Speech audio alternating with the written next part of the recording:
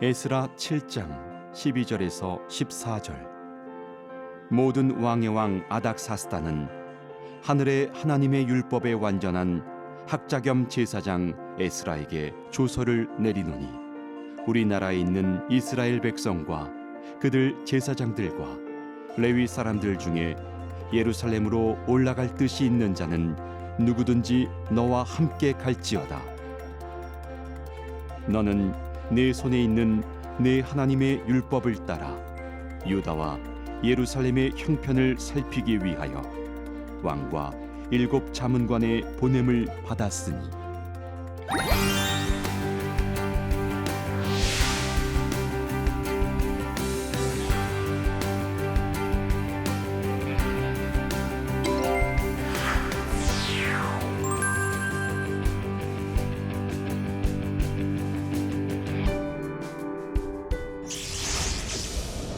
안녕하세요. 계약신학대학원대학교 강정주 교수입니다.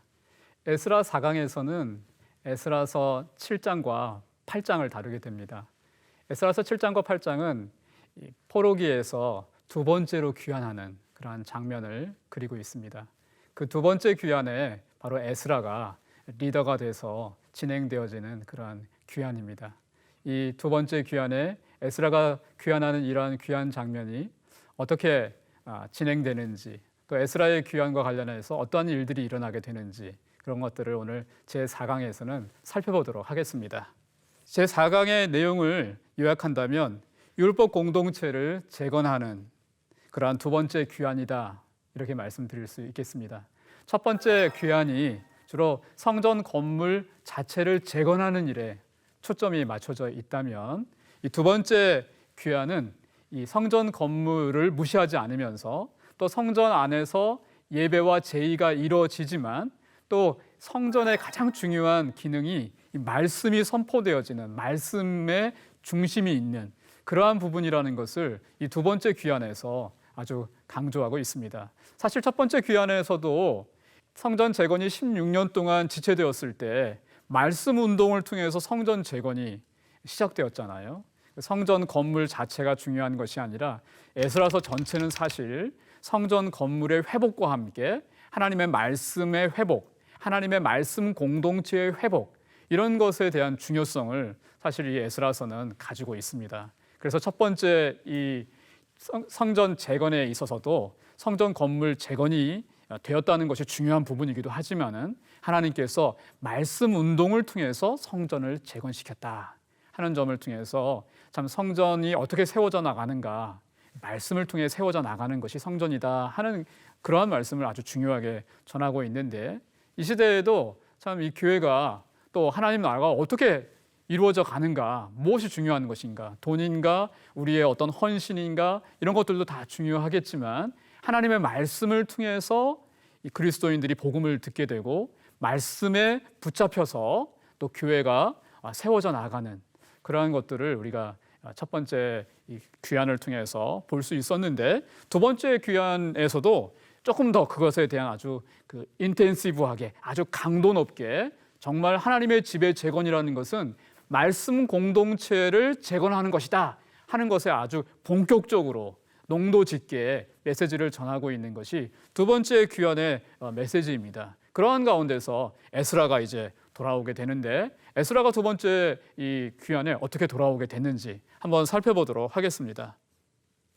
먼저 우리가 이 에스라서 7장과 8장을 우리가 살펴볼 때 이 두 번째 귀환 과정을 잘 살펴보는 것들이 필요합니다. 에스라서 7장과 8장은 이 에스라서가 10장까지 있지만 에스라가 어떻게 돌아오는지에 대한 과정을 너무 길게 자세하게 소개하고 있기 때문입니다. 이러한 점이 첫 번째 귀환과는 좀 다른 점입니다. 에스라서 1장이나 2장은 이 누가 돌아오게 되는지, 또 어떻게 무엇을 가지고 돌아오는지 아주 짧게 그 여정을 설명하고 있는 반면에, 에스라가 돌아오는 이 두 번째 귀환 과정은 7장에서부터 8장까지 온전히 이 페르시아에서, 즉 바벨론 지역에서 예루살렘까지 어떻게 오게 됐는지 그 과정을 아주 상세하게 그리고 있는 게 7장과 8장이기 때문에 저희가 이 두 번째 귀환의 과정을 어떻게 진행되고 있는지를 잘 한번 유심 있게 살펴보는 것들이 필요합니다. 두 번째는 이 에스라의 귀환 가운데 나타나는 율법과 성전의 그 연결성을 좀 보면서 인식하면서 이 강의를 듣는 것이 필요하겠습니다. 성전은 재건되었습니다. 그 성전 재건과 함께 그것을 존중하면서도 그 성전 재건 속에서 율법이라고 하는 하나님 말씀이 어떻게 강조되어지고 어떻게 연결되어지면서 두 번째 귀환에서 전개되고 있는지 그 점을 한번 살펴보는 것이 오늘의 강의의 포인트겠습니다. 첫 번째, 율법의 온전한 서기관이며 제사장인 에스라의 귀환의 목적이 무엇인가 하는 것들을 살펴보겠습니다.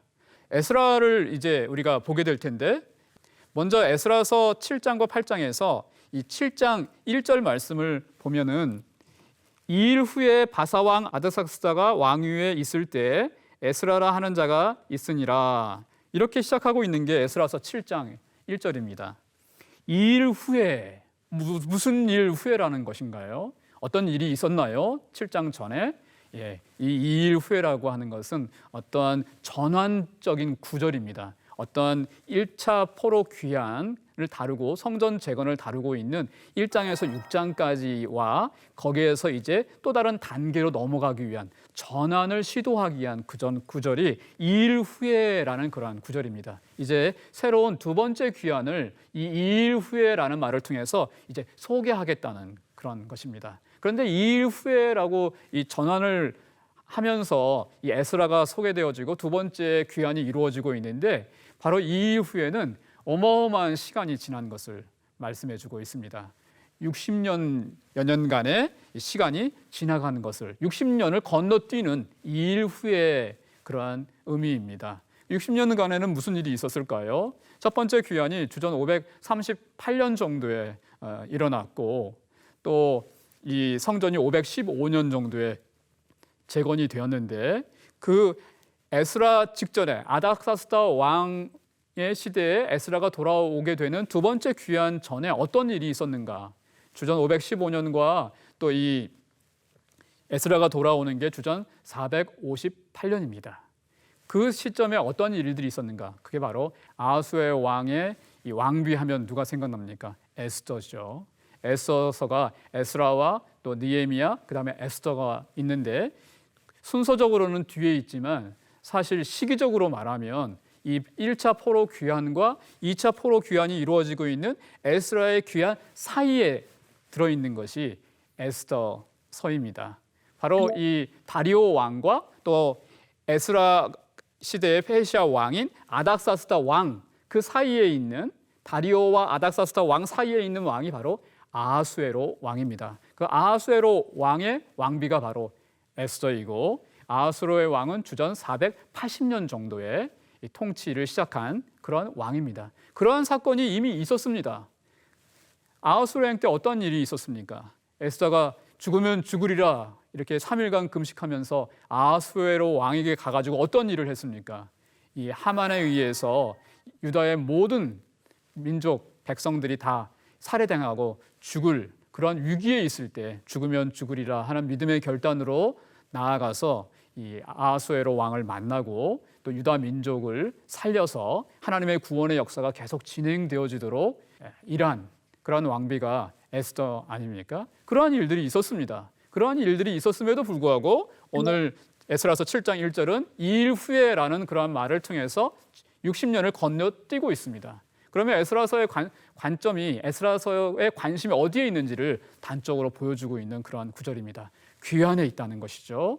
회복에 있다는 것입니다. 1차 귀환을 통해서 하나님께서 그의 백성들을 돌아오게 하시더니 이제 에스더서와 같은 그러한 사건들도 있었지만 이제 에스라서의 관점은 두 번째 귀환, 두 번째 어떻게 돌아오게 되는지 또 하나님께서 포로로 잡혀간 그 이스라엘 백성들을 다시 어떻게 또 돌아오게 했는지 그러한 관점에 이 에스라서에 관심이 있다는 것이고 느헤미야 역시도 세 번째 귀환을 다루고 있는데 느헤미야서에서 느헤미야가 세 번째로 또 돌아오고 있는 것들을 보게 됩니다. 어쨌든 에스라서나 느헤미야서는 이 회복에 대한 말씀, 하나님께서 또 심판하셨던 백성들을 어떻게 말씀하신 대로 그들을 다시 회복시키시는가 그런 회복에 대한 관심을 두고 있기 때문에 에스더서의 사건이 이전에 있었음에도 불구하고 2일 후에라는 말로 60년을 건너뛰어서 에스라의 귀환을 다루고 있는 것입니다. 그런데 이 2차 귀환에 이 에스라를 다루고 있을 때 이 에스라가 어떤 사람이냐 하는 것을 먼저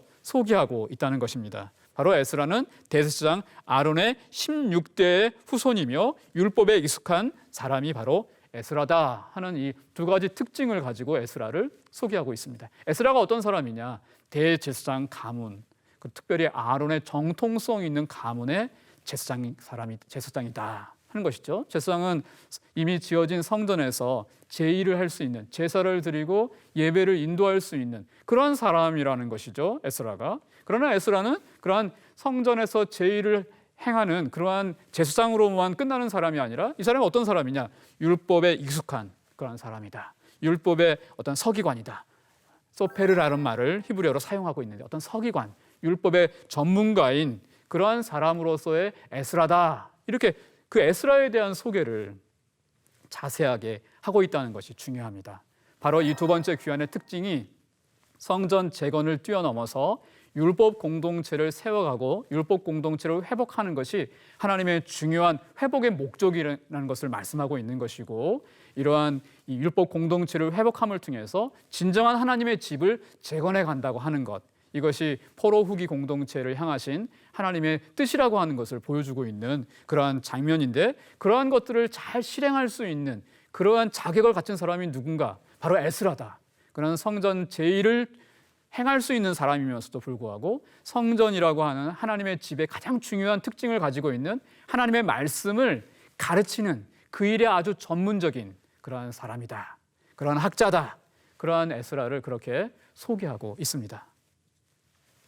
이런 에스라가 그러한 이 신분으로서 그가 하게 되는 일이 있는데, 두 번째 귀환하면서 그가 내가 하나님의 말씀을 회복하는 일들, 하나님 말씀을 백성들에게 가르치는 일들, 이러한 일들을 내가 해야 되겠다 하는 그런 결심, 하나님께서 그의 마음속에 그러한 이 소명을, 또 사명을 부어주셔서 에스라서 7장 10절에 보면 에스라가 그러한 각오로 이 포로에서 두 번째로 귀환하고 있다는 것을 보여줍니다. 에스라가 여호와의 율법을 연구하여 준행하며 율례와 규례를 이스라엘에게 가르치기로 결심하였더라 하는 그러한 결심 가운데서 자신의 어떤 그 자아적인 결심이라기보다는 하나님께서 그에게 어떤 사명을 주시는 것이죠. 그를 이제 두 번째로 포로 귀환의 리더로 세우시면서 왜 그가 귀환해야 하는지, 그 귀환의 목적이 성전은 이미 재건되어 있고 그 재건된 성전 가운데서 예배를 드리지만 그가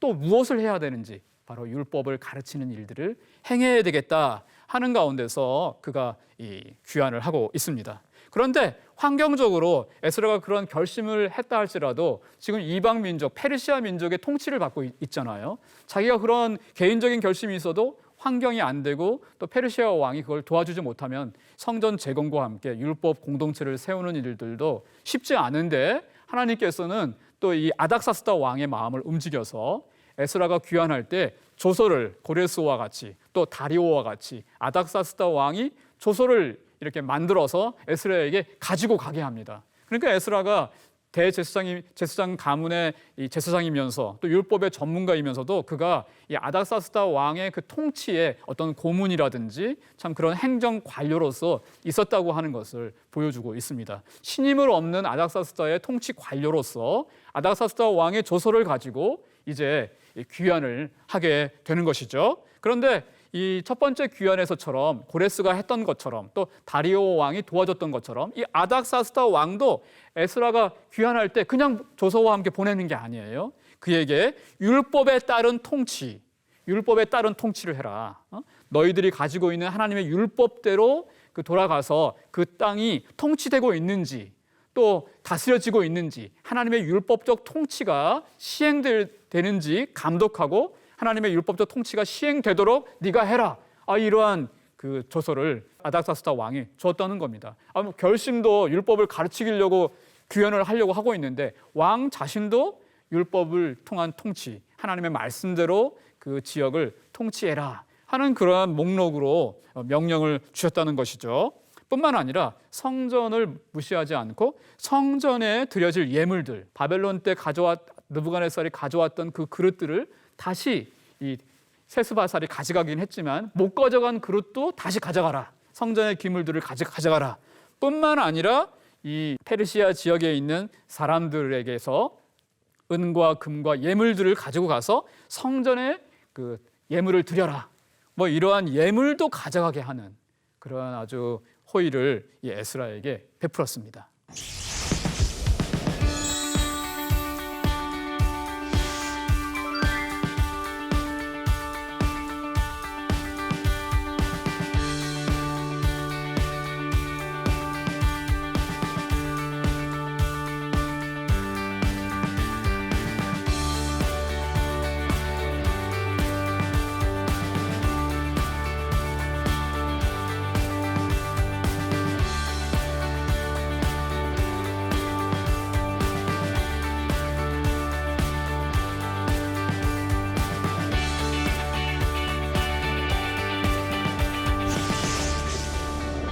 이렇게 왕의 호의를 얻고 이제 에스라와 이 백성들이 귀환을 하게 됩니다. 그 두 번째 이 귀환이 어떻게 에스라와 함께 이루어지는지를 한번 살펴보겠습니다.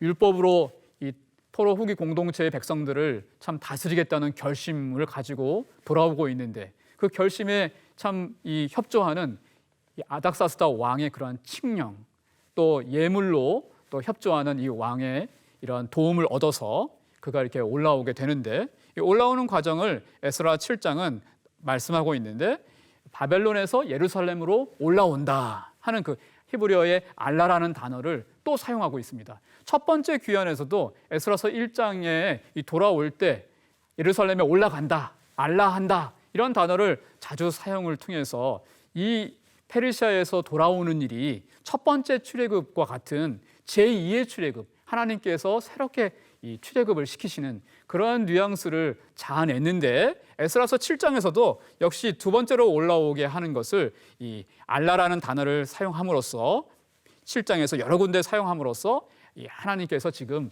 이 에스라의 귀환을 또다시 제2의 출애굽을 시작하고 계시는구나 하는 것들을 전하고 있습니다.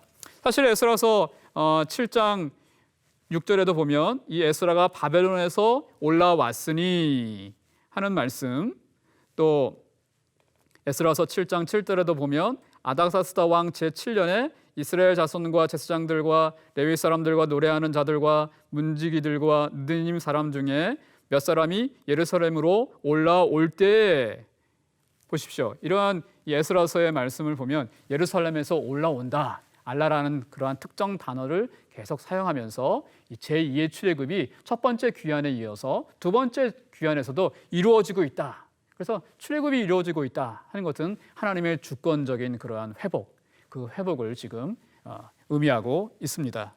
그러한 것들을 우리가 이미 1차 귀환에서도 봤는데 출애굽기 3장 17절 다시 한번 본다면 내가 말하였거니와 내가 너희를 애굽의 고난 중에서 인도하여 내어 적과 꿀이 흐르는 땅 여부수 족속의 땅으로 올라가게 알라하게 하리라 하는 이런 출애굽적인 어휘를 이 두 번째 귀환에서도 사용하고 있다는 것입니다. 그런데 이 두 번째 출애굽은 단순히 또 다른 출애굽의 반복이 아니라 조금 더 포괄적인 그런 의미를 갖고 있습니다. 성전 건물 자체가 그냥 그 성전 건물로만 중요한 게 아니라 하나님의 집으로서 성전이 좀 더 포괄적이고 넓은 의미를 가지고 있는 것처럼 이 두 번째 출애굽도 그냥 첫 번째 출애굽에 대한 카피, 반복이 아니고 이 두 번째 출애굽이 뭔가 새로운 출애굽이라는 것을 보여주고 있는데 이 알라라는 단어가 이사야서 2장 3절에 또 중요하게 사용되고 있기 때문입니다. 많은 백성이 가며 이르기를 오라 우리가 여호와의 산에 오르며 야곱의 하나님의 전에 이르자 그가 그의 길을 우리에게 가르치실 것이라 우리가 그 길로 행하리라 하리니 이는 율법이 시온에서부터 나올 것이요 여호와의 말씀이 예루살렘에서부터 나올 것임이니라. 이사야가 이사야서 초반부에 참 종말에 있어질 회복에 대해서 말씀하시는 그러한 부분입니다. 미가서 4장에도 역시 있는 부분이기도 한데 이 종말에 회복이 있게 되는데 그 회복이 어떻게 그려지고 있느냐?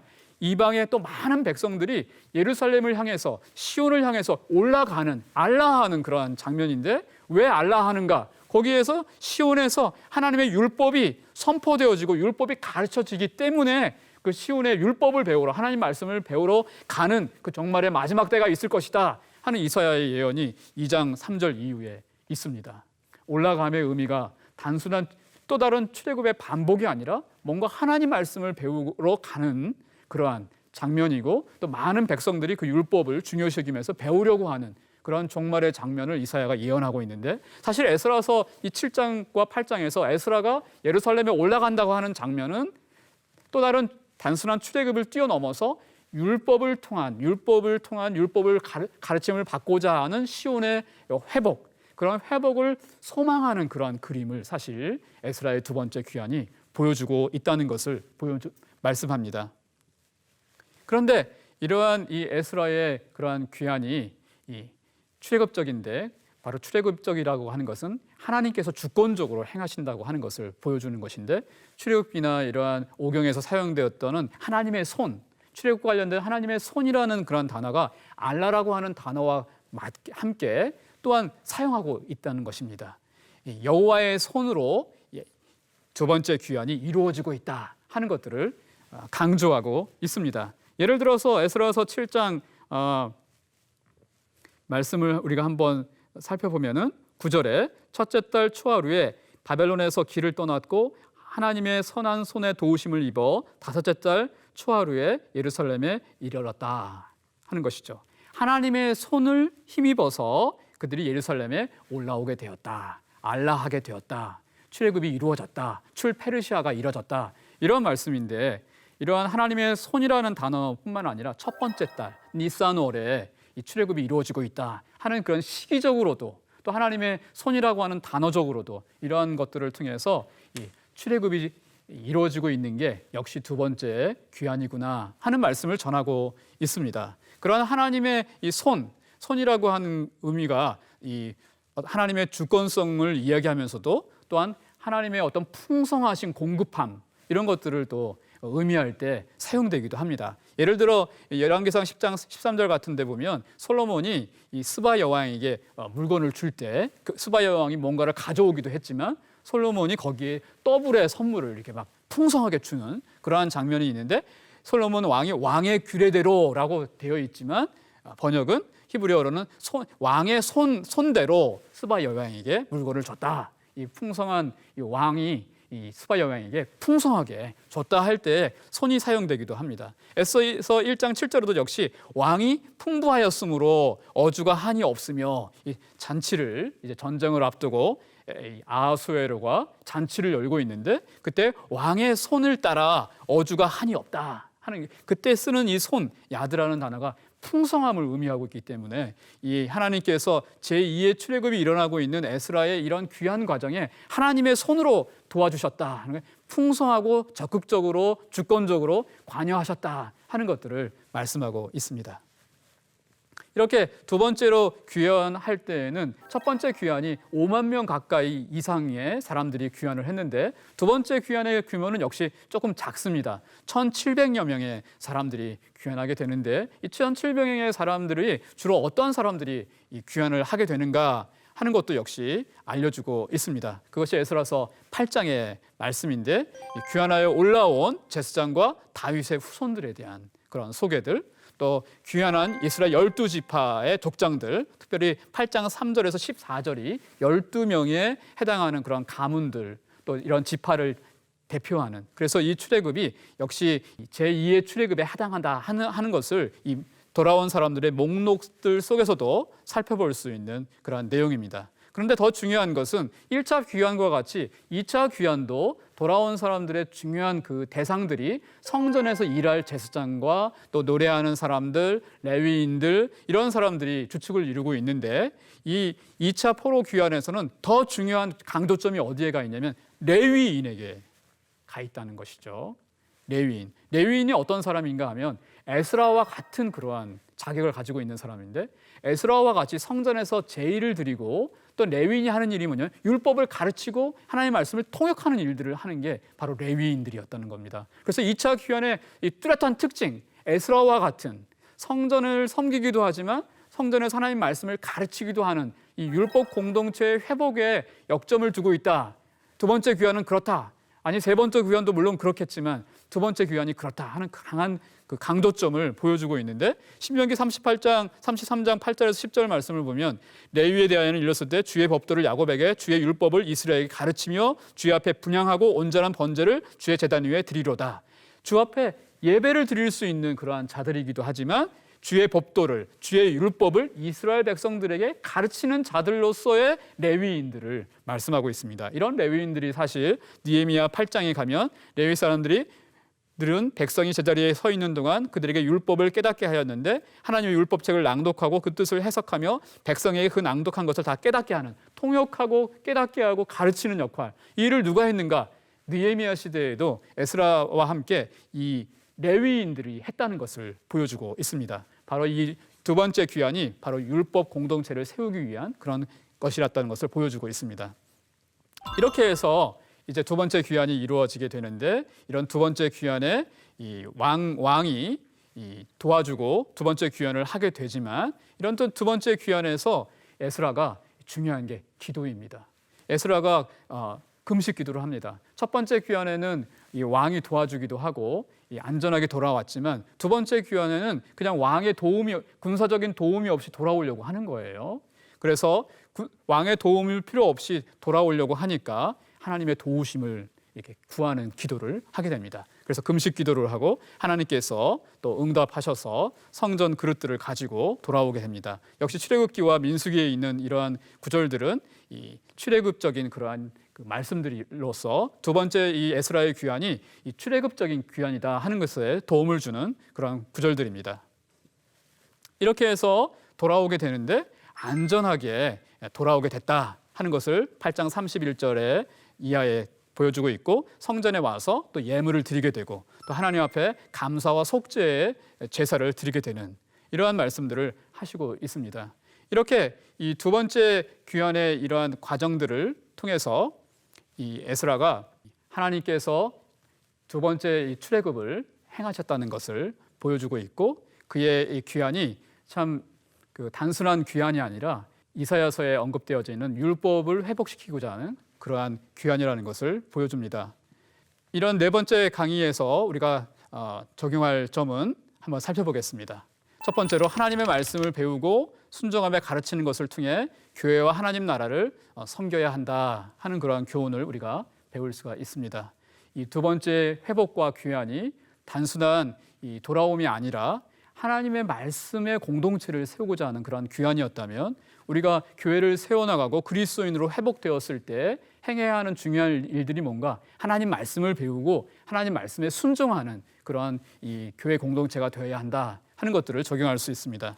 두 번째는 하나님께서 우리의 구원을 온전히 이루실 것에 대한 믿음과 소망을 가지자 하는 그런 부분입니다.